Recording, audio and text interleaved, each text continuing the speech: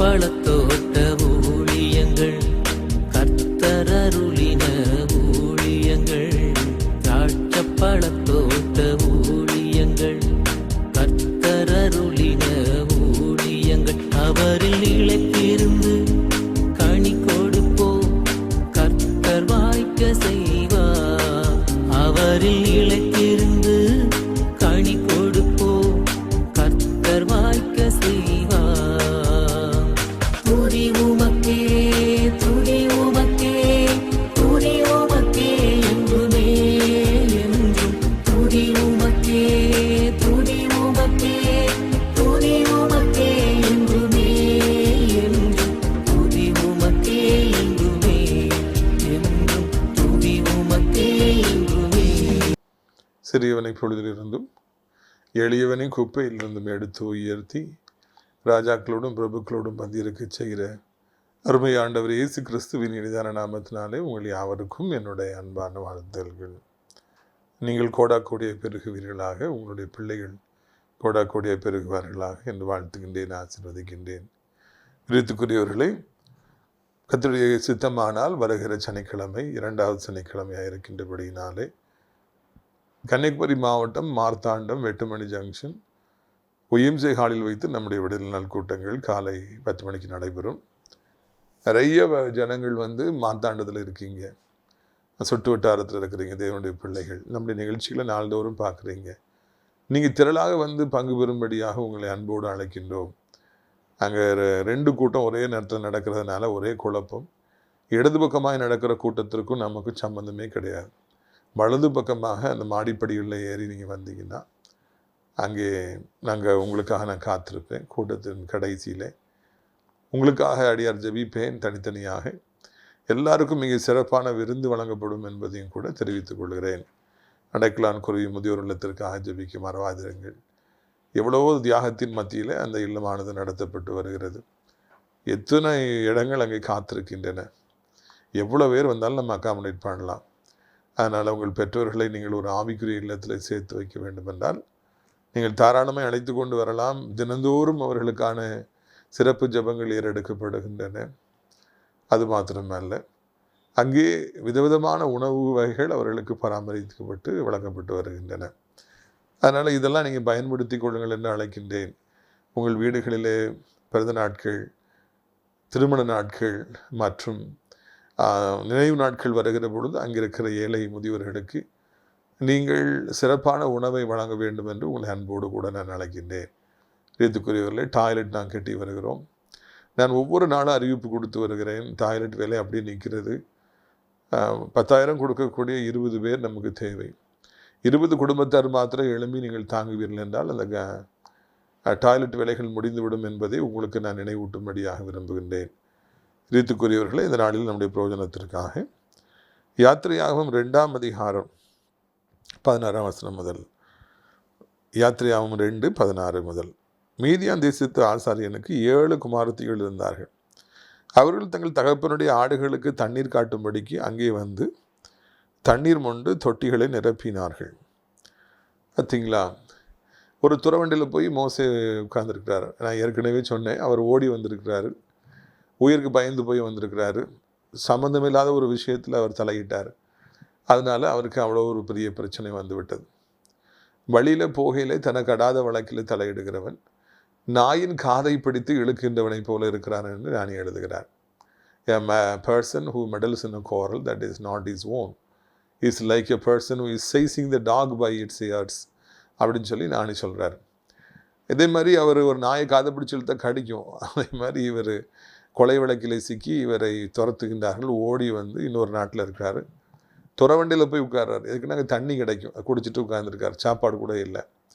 அந்த நேரத்தில் தான் இந்த மீதியா நாட்டை சார்ந்த ஒரு ஆசாரியர், ஒரு ஊழியக்காரருடைய பிள்ளைகள் 7 பேரும் குமாரத்திகள் அங்கே தங்கள் ஆடுகளுக்கு அவர்கள் தண்ணீர் காய்ச்சும்படியாக காண்பிக்கும்படியாக வந்தாங்க அப்படின்னு நாம் இந்த இடத்துல வாசிக்கிறோம். இதை வாசிக்கிற பொழுது நமக்கு ஆச்சரியமாக இருக்கிறது. ஒரு ஊழியக்காரனுக்கு 7 பெண் பிள்ளைகள் என்றால் அது சுமையா, அது சுகமா, இல்லைன்னா அது வரமா, இல்லைன்னா சாபமா என்றெல்லாம் நாம் பல கோணங்களிலே அதை நாம் சிந்தித்து பார்க்கும்படியாக அழைக்கப்படுகிறோம். 2 பிள்ளைகள் பொட்ட பிள்ளையா பிறந்துட்டாலே 3ஆவதாக பையன் பிறந்துட மாட்டானான்னு சொல்லி குடும்பத்தில் பரிந்து வைக்கிறாங்க. ஒரு பிள்ளை பொட்ட பிள்ளை பிறந்தா கூட அடுத்த பிள்ளை எப்படியாவது பையனாக பிறந்துடணும் என்று பெற்றோருடைய எதிர்பார்ப்புகள் அதிகமாக இருக்குது. பிரதர் ஜோமனுங்கன்னு சொல்லி சொல்கிறாங்க. 7 பெண் பிள்ளைகள் ஒரு வீட்டிலே பிறப்பார்கள் என்றால் அந்த பெற்றோருடைய மனநிலைமை எப்படி இருக்கும் அப்படிங்கிறத நீங்கள் பார்க்கணும். நிச்சயமாக அவங்களுக்கு சோர்வாக இருந்திருக்கும், ஏமாற்றமாக இருந்திருக்கும், ஆண் பிள்ளை பிறக்கலைன்னு சொல்லி வருத்தப்பட்டிருப்பாங்க.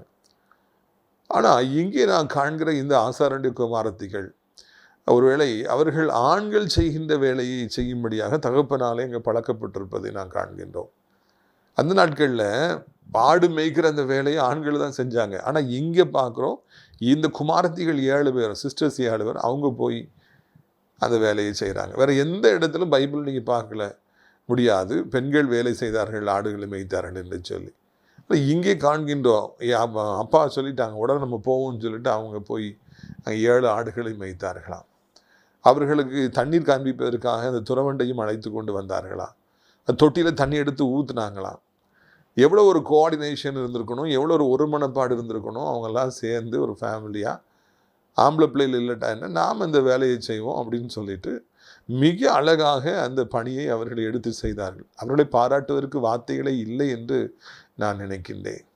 ஆணாதிக்கம் நிறைந்த இந்த உலகத்தில் பெண்களும் கூட நினைத்தால் அவர்கள் வேலைகளை செய்யலாம், அவர்கள் படிக்கலாம், அவர்கள் நல்ல உயர்ந்த நிலைமைக்கு வரலாம் என்பதை வெள்ளைக்கார மிஷினரிகள் இதை தூத்துக்குடி, திருநெல்வேலி, நாகர்கோவில் மாவட்டங்களுக்கு வந்து படிக்க வைத்து ஸ்கூல்களை திறந்து நமக்கு வழி ஏற்படுத்தி கொடுத்தார்கள்.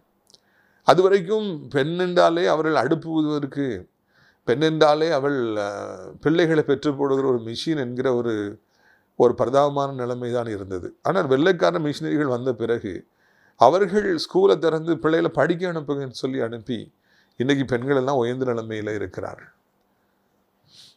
இந்த உலகத்திலே நாம் பிறந்து வாழ்கிற நேரங்களிலே நாம் ஆணாக இருந்தாலும் சரி, பெண்ணாக இருந்தாலும் சரி, நம்ம எவ்வளவு முடக்கி போட்டாலும் சரி, நம்ம எவ்வளவு கட்டி போட்டாலும் சரி, நினைத்தால் முன்பாக வரலாம் என்பதுதான் இந்த பெண்கள் மூலமாக, சகோதரிகள் மூலமாக நாம் கற்றுக்கொள்கின்ற பாடம். இரண்டாவதாக அவர்களிடத்தில் எனக்கு பிடித்த ஒரு காரியம், 7 பேரும் ஒரு மனதோடு நின்று போராடினாங்க. அவங்களுக்குள்ள பிரிவினைகள்லாம் கிடையாது. நீயே பெரியவனா நான் பெரியவனாங்கிற எண்ணம் இல்லை. நம்ம எல்லாம் ஆண்களுடைய வல்லமை நிறைந்த இந்த உலகத்தில் நம்ம வெற்றி பெறணும்னா நம்ம எல்லாம் இணைந்திருக்கணும்னு சொல்லிட்டு அவங்க 7 பேரும் சேர்ந்தே வந்தாங்க, சேர்ந்தே போனாங்க. ஒருத்தருக்கு ஒருத்தர் நேசித்து உதவியாக ஒத்தாசையாக அவங்க இருந்தாங்க. That is a secret of their success.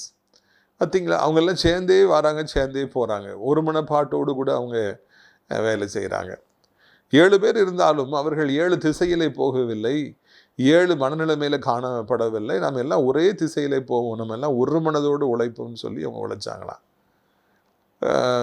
நாம் எல்லா இடங்களிலும் இன்றைக்கு காண்கின்ற காரியம், ஒரு 5 பேர் இருந்தால் அதில் 2 குரூப்பாக 3 குரூப்பாக இருக்காங்க.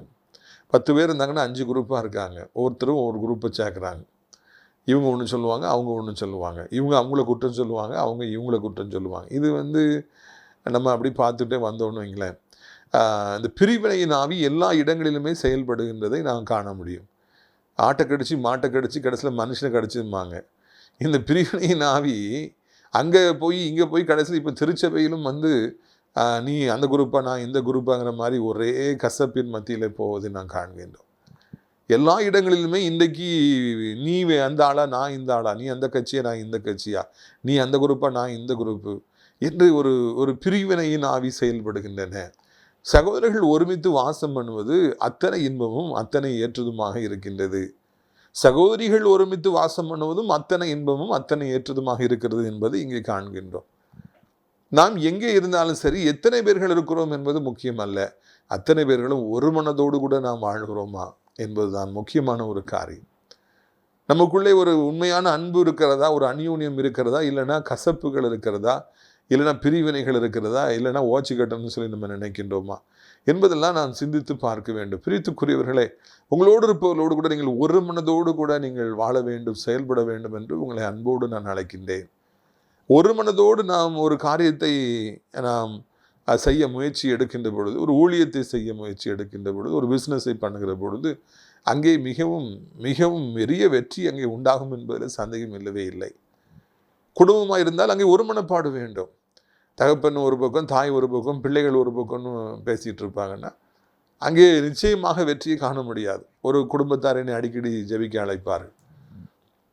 இப்போ நான் அங்கே அடிக்கடி அவங்க வீட்டுக்கு போய் ஜெபம் பண்ண போவேன். அவங்கெல்லாம் நல்ல கிறிஸ்தவர், பரம்பரை கிறிஸ்தவர்கள். அவங்க போகும்போது கொஞ்ச நாளே நான் புரிஞ்சுக்கிட்டேன், அவங்க ஹஸ்பண்டு வந்து நல்ல ஒரு ஊழியக்காரர்களை மதிக்கிற ஒரு மனிதன்.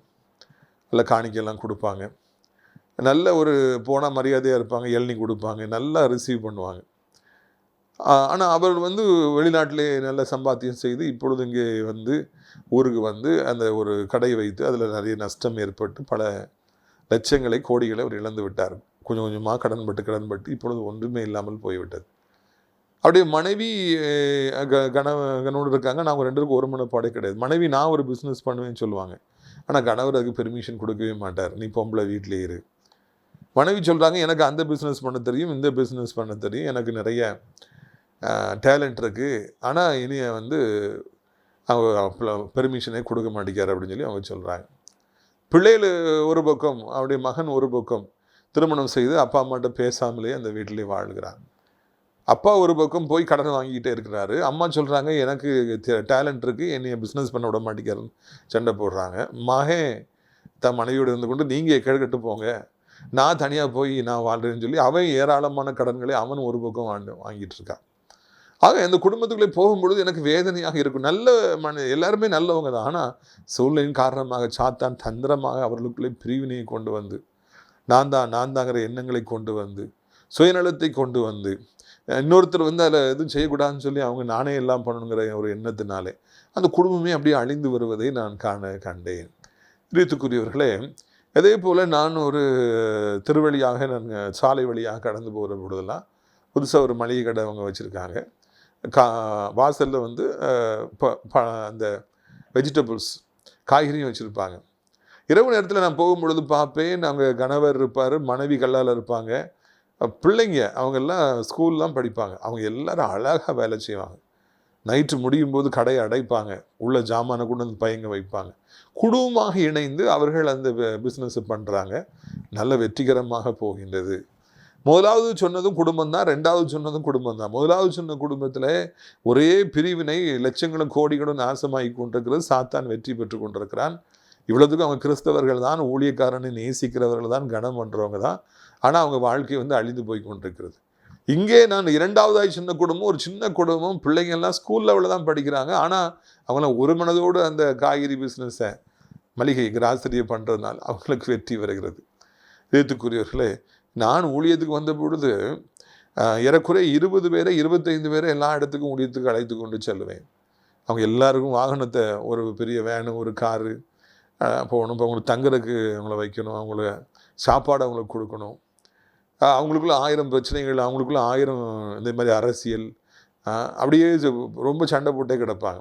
கடைசியில் போகும்போது எல்லோரும் கையில் காசு கொடுத்து அனுப்பணும். அதில் எனக்கு இவர் நிறைய தரல, அவனுக்கு நிறையா கொடுத்துட்டாருங்கிற மாதிரி அவங்களுக்கு மன வருத்தங்கள். இப்படியாகவே பல வருடம் என் ஊழியத்தின் பாதைக்கு சென்றது. ஒரு ஊழியத்துக்கு போயிட்டு வந்தாலே பல ஆயிரங்களை நான் வாரி இறைக்கும்படியான ஒரு சூழ்நிலை. அதனால் வேறு சேவிங்ஸே கிடையாது. என்றைக்கு ஆண்டவர் இதை கண்டாரோ அன்றைக்கு எனக்கு ஒரு அருமையான மனைவியை கொடுத்தார், தாளந்து நிறைந்த ஒரு மனைவியை கொடுத்தார். என்னைக்கு என் மனைவி வந்தாலோ அத்தனை பேருடைய வேலையை அவன் காலி பண்ணிட்டான். ஆடியோ வேலையை அவள் பார்த்துக்கிட்டா, வீடியோ வேலையை அவள் பார்த்துக்கிட்டா. அதுக்கப்புறம் ஆட்களை வரவேற்று நல்லா குனிந்து பணிந்து சிரித்த முகத்தோடு வாங்கன்னு சொல்லி வரவேற்பாள். சாப்பாடு பரிமாற இடத்துல போய் பம்பரமாக பணியேற்றுவாள். அதே மாதிரி எல்லா வேலையும் அவளே செஞ்சிடறா. 25 பேர் செஞ்ச வேலையை அவளே ஒத்தையில் செஞ்சிடறா. அதனால் இப்போ அந்த 25 பேருக்கான செலவெல்லாம் எனக்கு அப்படியே குறைந்து இந்த ஊழியத்தை இந்த பஞ்ச காலத்தில் கூட செய்ய முடிகிறது. கொரோனாக்கு அப்புறம் ஒரு சில ஊழியத்தை மக்கள் அள்ளி கொடுக்குறாங்க. ஆன்லைனில் டிவியில் வர்ற ஊழியக்காரில் தான் காசு.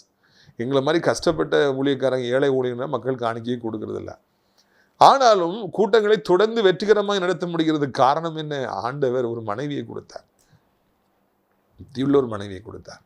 அதனால் இப்போ வந்து இந்த ஆட்கள் இல்லாவிட்டாலும் கூட நானும் அவளை டிரைவர் 3 பேருமே போய் எல்லா ஊழியத்தையுமே முடிச்சுட்டு வந்துடும். எனக்கு ஒரு சந்தோஷமாக இருக்கும். செலவினங்கள் அப்படியே குறைந்து விட்டது. கர்த்தருக்கு ஸ்தோத்திரம். அவருடைய தாழ்விலை என்னை நினைத்து இந்த கிறிஸ்டோபர் ராஜா கூட்டத்தை நடத்தினா இப்படி ஒரு ஆள் தேவைன்னு சொல்லி கொடுத்தார். எதுக்காக இதை சொல்லுகிறேன் என்றால், பிரியத்துக்குரியவர்களே, நாம் கர்த்தர் நமக்கு தந்திருக்கிறவர்களையோடு கூட ஒருமனப்பட்டு நாம் அப்படியே சேர்ந்து நாம் ஊழியத்தை செய்கிற பொழுது, பிஸ்னஸை செய்கிற பொழுது, குடும்பத்தை நான் நடத்துகிற பொழுது அங்கே மாபெரும் வெற்றி உண்டாகின்றது. ஆனால் அங்கே பிரிவினை ஏற்படுகிற பொழுது மிகவும் தோல்வியை ஏற்படும் என்பதில் சந்தேகமில்லை.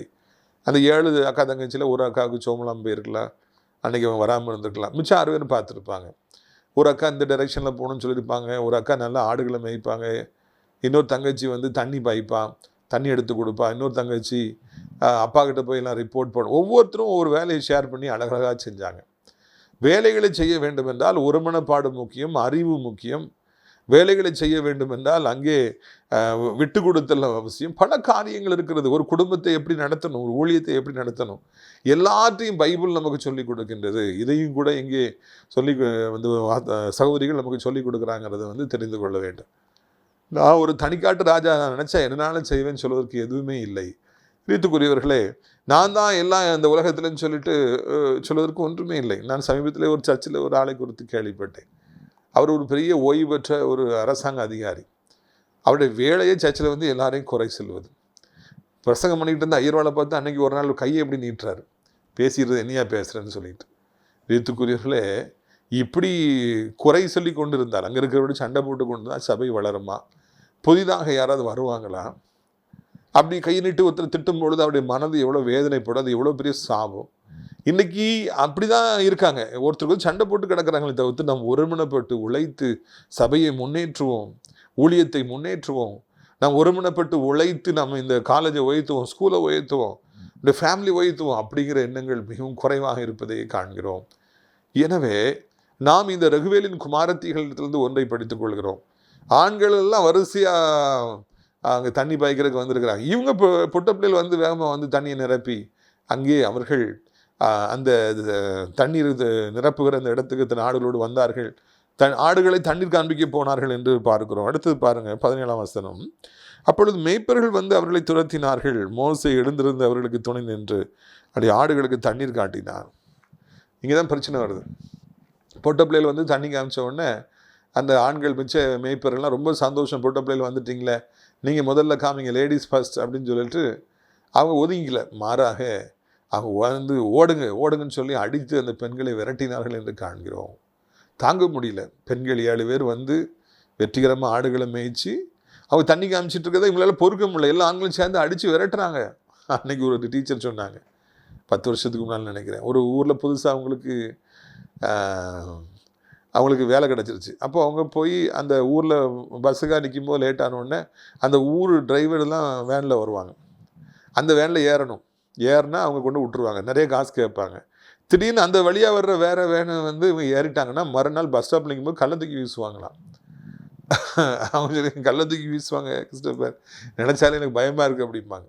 நேற்று எங்கள் வேனில் வரலன்னு சொல்லி கள்ள தூக்கி வீசுவாங்களாம். எடுத்துக்குரியவர்களே, இந்த உலகத்தில் வேலை பார்க்க போகிற இடத்துல, சம்பாதிக்க போகின்ற இடத்துல பெண்களுக்கு பல பிரச்சனைகள் வருகிறது, ஆண்களுக்கும் பல பிரச்சனைகள் வருகிறது. ஈவிரக்கம் இல்லாதவர்கள், இதயம் இல்லாதவர்கள் எல்லா இடத்துலையும் இருப்பார்கள். அடித்து விரட்டுறாங்க, ஓடுங்கன்னு சொல்லி அடித்து விரட்டுறாங்க. நியாயமானபடிக்கு இவங்க முன்னால் வந்துட்டாங்க, தொட்டியை நிரப்பிட்டாங்க, ஆடை பக்கத்தில் கொண்டு வந்துட்டாங்க. அந்த நேரத்தில் அவங்க பின்னால் வந்தவர்கள் அவங்கள அடித்து விரட்டாங்க என்று சொல்லி காண்கிறோம். பேத்துக்குரியவர்களே, நம்மளை நாமளே மெச்சிக்கொள்ளலாம், நம்ம குடும்பத்தை நாமே நேசிக்கலாம், நாமளே நேசித்து கொள்ளலாம், பாராட்டிகிட்டு இருக்கலாம். நம்ம வெளி உலகத்தார் அப்படி இருக்கவே மாட்டார்கள். நமக்கு ஈவிரக்கமே காண்பிக்க மாட்டார்கள், நம்மை புகழவே மாட்டார்கள். பொம்பளையாக இருந்துட்டு இப்படி வந்திருக்காங்களேன்னு சொல்லி இவ்வளோ பண்ணுறாங்களேன்னு சொல்லவே மாட்டாங்க. கொடூரமானவர்களாக இருப்பாங்க, அடித்து விரட்டுவாங்க. நான் ஏற்கனவே சொல்லியிருக்கேன் இல்லையா, என் தகப்பன் அவ்வளோ ஒரு முரட்டாள், அவ்வளவு கர்த்தருக்கு சம்பந்தமே இல்லாத, ஆலயத்துக்கே வர மாட்டாங்க. அம்மா ஆண்டவர் அறியாத ஒரு குடும்பத்திலேருந்து வந்திருந்தாங்க. பகவதி அம்மாளுடைய மகன் நான் ஊழியத்துக்கு வந்த உடனே எனக்கு ஒரு எண்ணம் இருந்துச்சு. ஏன்னா எங்கள் அம்மா சைட்லையும் அப்பா சைட்லையும் யாரும் ஊழியமே பண்ணது கிடையாது, இன்றைக்கி வரைக்கும் அப்படி தான். அப்போ நான் நினச்சேன், நம்ம இது எல்லோரும் பாராட்டுவாங்க, சிங்கண்ணே பையன் ஊழியத்துக்கு வந்திருக்கிறான், பகவதி அம்மாள் பையன் ஊழியத்துக்கு வந்திருக்கான், எல்லாரும் பாராட்டுவாங்கன்னு நினச்சேன். ஐயோ, அது எவ்வளவு சிறுபிள்ளைத்தனமான ஒரு கணிப்பு, ஒரு எதிர்பார்ப்பு, முட்டாள்தனமான ஒரு எதிர்பார்ப்பு என்பது கொஞ்ச நாட்களில் நான் கண்டுபிடிச்சு. மக்கள் குறிவைத்து என்னை அடித்து, இவன் ஊரை ஏமாத்துறதுக்கு வந்திருக்கிறான், இவன் பணம் சம்பாதிக்கிறதுக்கு வந்திருக்கிறான், இவன் ஒரு வேஷக்காரன்னு சொல்லி என்னெல்லாமோ சொல்லி என்னை கடித்து பச்சித்தார்கள். என்னை வந்து எப்படியாவது ஊழியத்தை விட்டு நிறுத்தணும்னு சொல்லி பார்த்தாங்க. அந்த நேரத்திலெல்லாம் ஆண்டவர் தான் என்னை பலப்படுத்தி, என்னை ஸ்திரப்படுத்தி இந்த ஊழியத்தில் கொண்டு வந்து நிறுத்தியிருக்கிறார். பிரியத்துக்குரியவர்களே, எதற்காக இதை சொல்லுகிறேன் என்றால், ஒருவேளை இந்த செய்தியை கேட்டுக்கொண்டிருக்கிற நீங்களும் கூட வேலை பார்க்குற இடத்துல கொடூரமாக நீங்கள் நடத்தப்படலாம், உங்களை இல் ட்ரீட் பண்ணலாம். திருமணமாகி வாழ போயிருக்கிற இடத்துல உங்களை கொடூரமாக ட்ரீட் பண்ணலாம்.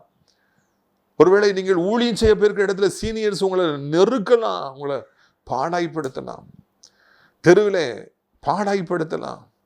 பயப்படாதீங்க, ஆண்டவங்க கூட இருக்கிறாரு. மாளிகையில் ஒரு பெரிய நாய் இருக்குது, 2 பெரிய நாய் இருக்குது. ஒரு பொமேரியன் நாய், ஒரு நாட்டு நாய். 2 குட்டி நாயை வளர்க்குறோம். சாப்பாடு போட போகும்போதெல்லாம் அந்த பெரிய நாய் நல்ல நாய் தான், குட்டி நாயோட கழுத்தையாக வந்து கடிக்கும். நீ ஏன் சாப்பாடையா நீ எடுக்க, ஏன் சாப்பாடே எடுக்குன்னு சொல்லிட்டு இறக்கமே காமிக்காது. அதனால அந்த குட்டி நாய்க்கு கழுத்தில் போய் புண்ணு வந்துருச்சு. பெரிய நாயி குட்டி நாய் கழுத்தை வந்து கரெக்டாக கடிக்கும், ஏன் சாப்பாடை நீ எடுக்கேன்னு சொல்லி. மிருகங்கள் கூட தன்னை விட பலகீனமானவர்களை அவர்கள் ரசிப்பது கிடையாது, நேசிப்பது கிடையாது. நம்மளுக்கு என்ன தொந்தரவு கொடுக்க முடியுமோ கொடுக்கின்றன. இந்த உலகமே அப்படித்தான். பலவான்கள் பலகீனர்களை நெருக்குகின்றார்கள். வாய் பேச தெரியாதவர்களை கெட்ட வார்த்தை பேசுகிறவங்க நெருக்குறாங்க. இதையெல்லாம் கடந்து தான் நாம் போய் ஆக வேண்டும். எனக்கு பிரச்சனையே வரக்கூடாதுன்னு ஒரு காலம் சொல்லாதீங்க. நான் இப்படிப்பட்ட மனுஷர்கள் சந்திக்கக்கூடாதுன்னு சொல்லி நீங்கள் சொல்லாதீங்க. இதெல்லாம் வரதான் செய்யும். இந்த மாதிரி பிரச்சனைகள்லாம் வரதான் செய்யும். இந்த மாதிரி நெருக்கங்கள்லாம் வரதான் செய்யும். இப்படிப்பட்ட பேச முடியாத பிள்ளைகளை, துரத்தப்பட்டவர்களை மோசே பார்த்துக்கிட்டே இருக்காரு. ஓ அப்படியா, இவங்க தான் முதல்ல வந்தாங்க, தண்ணி ஊற்றிட்டு இருந்தாங்க, ஏன் இவங்களை அடித்து விரட்டுறாங்க? மோசே அந்த துறவு நண்டையில் இருந்ததுனால அவர் பார்க்குறாரு. அதே போல் ஆண்டவர் உங்களை பார்த்து கொண்டே இருக்கிறார். உங்களை இல்ட்ரீட் பண்ணும்போது, வேலை பார்க்குற இடத்துல உண்மையாக நீங்கள் இருக்கிறதுனால உங்களை ரொம்பவும் கேவலமாக நடத்துவார்கள் என்றால், உங்களை யாரோ ஒருத்தர் இன்றைக்கி ரொம்ப கொடுமைப்படுத்திட்டு இருக்காங்க, அடித்து விரட்டிட்டு இருக்காங்கன்னா, ஆண்டவர் உங்களை பார்க்கின்றார். மோசே பார்க்குறார். பார்த்த உடனே அவரை வாரார். வந்த உடனே, யார்டா அது, நீங்கள் ஏன் விரட்டுறீங்க அப்படின்னு சொல்லிட்டு அவர் அங்கே குறுக்கிடுகின்றார், தலையிடுகின்றார். ஏற்கனவே இது மாதிரி சம்பந்தமில்லாத ஒரு விஷயத்தில் தலையிட்டதுனால தான் மோசைக்கு பிரச்சனை. அப்போது அவருடைய அனுபவம் சொல்லியிருக்கோம், நீ இந்த விஷயத்துலையும் தலையிடாத, இங்கே நீ புதுசாக ஒரு இடத்துக்கு வந்திருக்கிற, அமைதியாயிருன்னு சொல்லியிருக்கோம். ஆனால் அவர் அதெல்லாம் கவலைப்படலை. அவர் அந்த பெண்களுக்காக குரல் கொடுக்குறாரு. யாரா நீங்கள், தனி மனுஷனாக இருந்து அந்த ஆண்களை விரட்டி, லோக்கலில் இருக்கிற மக்களை விரட்டி தண்ணீர் காட்டுங்க, நான் பார்த்துக்கிறேன்னு சொல்லி அவங்க தண்ணீர் காட்டுறாங்க. மோசே அவர்களுக்கு அரணாக நின்று அவர்களை வெற்றிகரமாக தண்ணீர் குடிக்க வைத்தார் என்று நாம் காண்கின்றோம். தன் வாழ்க்கை பிரயாணத்தில் சந்தித்த இந்த பெண்களுக்கு ஒரு அநீதி செய்யப்பட்ட பொழுது மோசே பதுங்கி கொள்ளவில்லை, கண்டும் காணாதொரு போல தன் கண்களை மூடிக்கொள்ளவில்லை. எதுக்கு எனக்கு வம்புன்னு சொல்லி நினைக்கவில்லை. இன்னைக்கு எல்லாருமே எதுக்கு எனக்கு வம்பு, எதுக்கு எனக்கு வம்பு, எல்லாருமே என் மகனை நீ அதில் தலையிடாத, என் மகளை அதில் தலையிடாத, உனக்கு எதுக்கு இந்த பிரச்சனை, உன் வேலையை பார், உன் வாழ்க்கையை பார் அப்படின்னே பிள்ளைகளை வளர்க்குறாங்க. இல்லை இல்லை, தேவன் நம்மை ஊழியத்துக்கு எதற்காக அழைத்தார்? பிறருக்கு உதவி செய்வதற்காகவே அழைத்தார். பிறருக்கு உதவி செய்வதற்கு, உணவு கொடுப்பதற்குமா அவை கர்த்தர் உருவாக்கி இருக்கிறார்.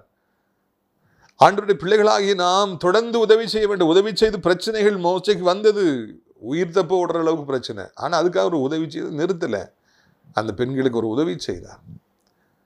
நம்ம எத்தியோப்பியன் தன் தோலை மாற்றுவான், நிறத்தை மாற்றுவானோ, ஒட்டகச்சிவிங்கி தன் புள்ளியை மாற்றுமோன்னு ஆண்டவர் கேட்குறார். ஆனால் மோசை தன் நிறத்தை மாற்றலை. அவர் ஹெல்ப் பண்ணுறது அவருடைய கூட பிறந்த குணம், அதை அவர் செய்கிறார். அந்த ஆண்கள்கிட்ட எதிர்த்து போராடுறார். அவர் எவ்வளோ ஸ்ட்ராங்காக இருந்தால் ஒத்தையில் நின்று இத்தனை பேரை அடித்து விரட்டியிருப்பார். பிரியத்துக்குரியவர்களை, மோசே தன் வாழ்க்கையில் சந்தித்தவர்களுக்கு உதவி செய்வதை வழக்கமாக வைத்திருந்தார்.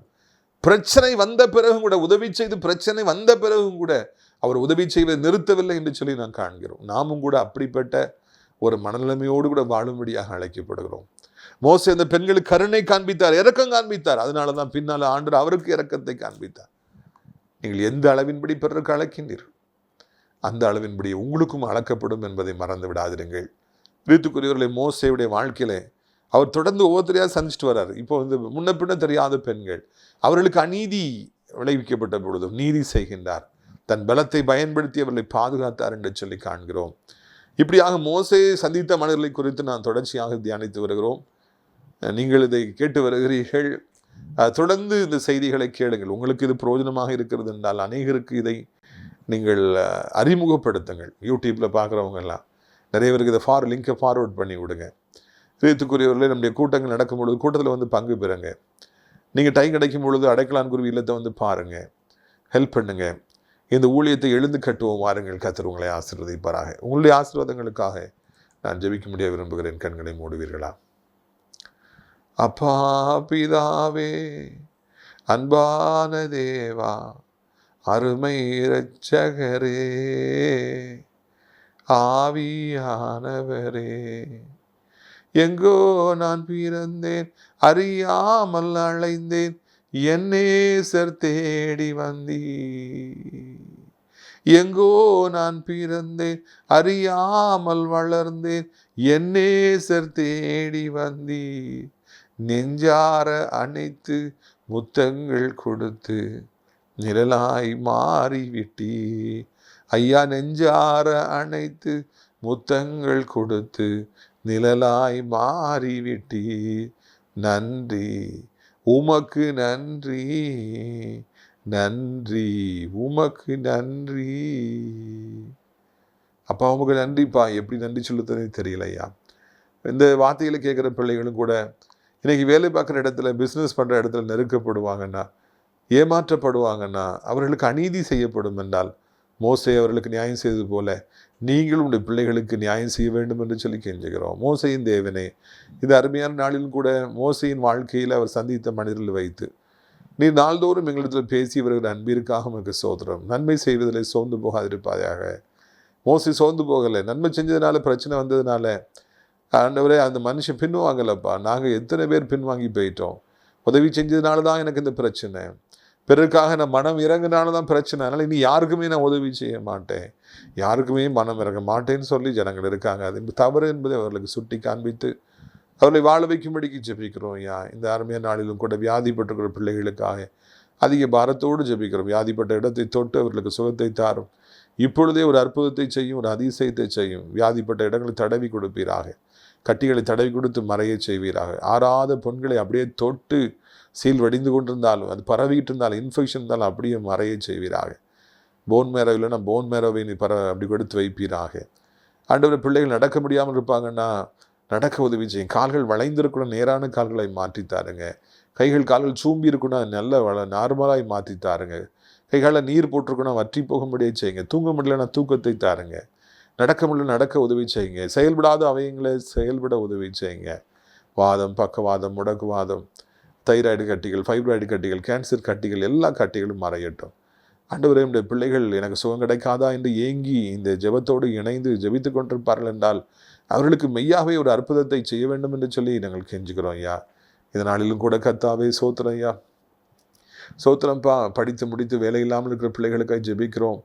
வருமானம் இல்லாமல் இருக்கிறவர்களுக்காக ஜெபிக்கிறோம். பிஸ்னஸில் நஷ்டப்பட்டு எல்லாத்தையும் விட்டு விட்டு வந்திருப்பவர்களுக்காக ஜெபிக்கிறோம். வட்டி கடனை வாங்கி, மீட்டர் வட்டி, தண்டால் வட்டியை வாங்கி, நாள் வட்டி வாங்கி அதை திருப்பி செலுத்த முடியாதபடி முங்கி கொண்டிருக்கிறவர்களுக்காக ஜெபிக்கிறோம். எப்படியாவது காப்பாற்றுங்கப்பா. வட்டி கடன் நிம்மதியை கொடுத்து விடுமே ராஜா, மரியாதையை கெடுத்து விடுமே ராஜா. நம்முடைய பிள்ளைகளை எப்படியாவது தப்புவிக்க வேண்டும் என்று சொல்லி கெஞ்சுகிறோம். ஆண்டவரே, இந்த அருமையான நாளிலும் கூட தகப்பனே, நம்முடைய பிள்ளைகள் ஒவ்வொருவருக்கும் நீங்கள் உதவி செய்யுங்கப்பா. ஒவ்வொருவருக்கும் உதவி செய்யுங்க. பிள்ளைகளுக்கு நிரந்தரமான வருமானங்களை நீங்கள் ஏற்படுத்தி கொடுங்க. வருமானம் இல்லாமல் யாராலும் இந்த பூமியில் வாழ முடியும்? வாலி போய் இதன் பாவங்களில் சிக்கி வீட்டை விட்டு ஓடி போவேன், சாலமோன் ராஜாவை போல கர்த்தரை அறியாதலோடு நான் கலப்பேன்னு சொல்லி அடம்பிடிக்கிற பிள்ளைகளை நீரே சந்திப்பீராக. யார் அவருடைய மனதை மாற்ற முடியும்? நீங்கள் தான் அவருடைய மனதை மாற்ற முடியும். ஐயா, எப்படியாவது தலையிட வேண்டும் என்று சொல்லி கெஞ்சுகிறோம். போதைக்கு, கஞ்சாவுக்கு அடிமைப்பட்டுக்கிற வாலிப சமுதாயத்தை காண்கிறோம். பெற்றோரை எதிர்த்து பேசுகிற, மொபைல் ஃபோனுக்கு அடிமையிலாக இருக்கிற, பைக்கில் பறந்து திரிகிறவர்களை காணும்.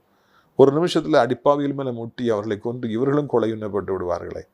பெற்றோருடைய கண்ணீரை கண்டு அவர்களை ரட்சிக்க வேண்டும் என்று சொல்லி கெஞ்சுகிறோம். ஒரு வாலிப சேனை இந்தியாவில் மக்காக எழும்பட்டும். வயதானவர்கள் கீழே விழுந்து விடாதபடி 2 கைகளை ஏந்தி கொள்ளுங்க. பெட்ரிட்டன் ஆயிடக்கூடாது, கால்களில் பலகீனம் வந்துடக்கூடாது, பலன் குன்றக்கூடாது என்று ஜெபிக்கிறோம். ஆண்டவர், அடைக்கலான் கூறி முதியோர்கள் நிறைய இடங்கள் இருக்குது, நிறைய முதியோரை அழைத்துட்டு வாருங்க. ஆண்டவரை, நிறைய வேலை செய்கிற அழைத்து கொண்டு வாருங்க. டாய்லெட் கட்டுவதற்கு 10,000 கொடுக்கூட 20 பேர் உங்களுக்கு உடனடியாய் தேவை. சீக்கிரமாக எழுப்பித்தாருங்க. ஆண்டவரை, நீங்கள் மகிமைப்படுங்க. ஏசி மூலம் ஜெபிக்கிறோம் நல்ல பிதாவே, ஆமென். என் ஆத்துமாவை கர்த்தரை சோத்திரி, என் முழுமே அவருடைய பரிசுத்த நாமத்தை சோத்திரி. என் ஆத்துமாவை கர்த்தரை சோத்திரி, அவர் செய்த சகல உபகாரங்களையும் ஒருபொழுதும் நீ மறவாதே, ஆமென். நம்முடைய கர்த்தராகிய இயேசு கிறிஸ்துவின் கிருபையும் பிதாவாகிய தேவனுடைய அன்பும் பரிசுத்த அந்யோன்யங்களான பிரசன்னம் உங்கள் அனைவரோடும் இன்றைக்கு சதா காலங்களில் நிலைத்திருப்பதாக. அல்லேலூயா, அல்லேலூயா. God bless you. Amen.